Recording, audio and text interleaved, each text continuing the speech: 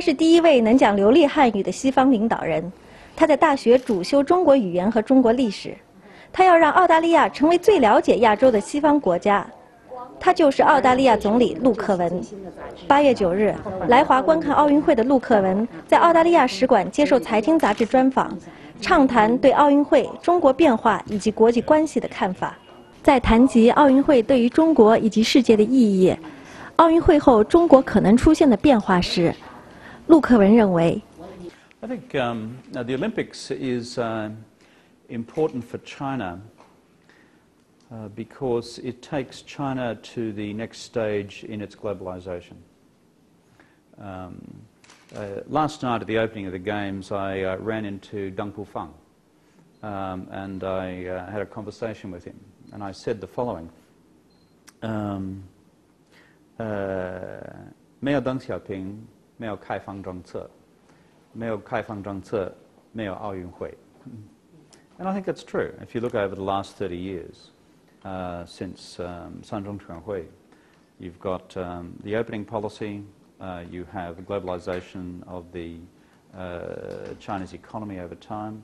The Olympics is a symbol of that.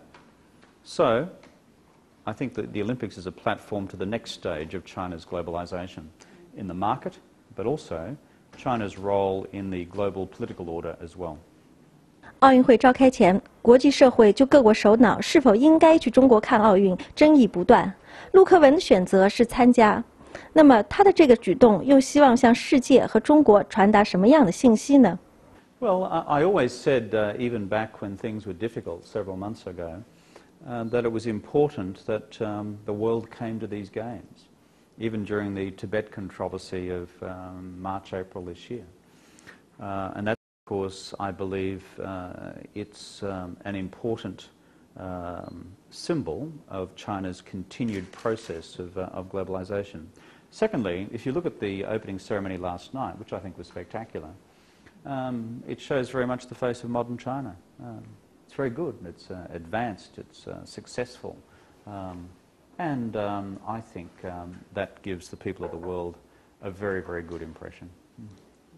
My daughter rang up from London. She was watching on TV, and she said it was 了不起. 财经记者问到，奥运会吸引了全球对中国的关注，那么在他看来，中国近几年来最重要的变化是什么？ The key thing has been that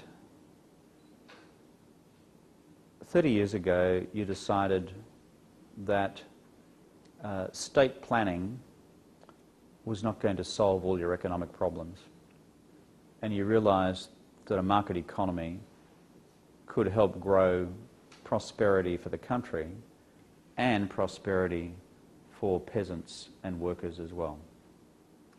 That was the big decision and the big change. And flowing from that, more individual opportunity for young Chinese across the country. This was the big change. But it's a work in progress. There's still a long way to go. We've all got a long way to go. But if I was to say what was the big change, that was it. And China is now a very exciting place. You look at the art on the walls, modern Chinese artists, the literature that's happening. I bought a couple of books at the Wangfujing Shudian yesterday on some news stories from the Cultural Revolution. The cinema, it's not just Zhang Yimou and Chen Kai-ge, it's just the whole cinema. It's really exciting. It's dynamic. And I think there are great opportunities for China to be a great innovator in global culture as well.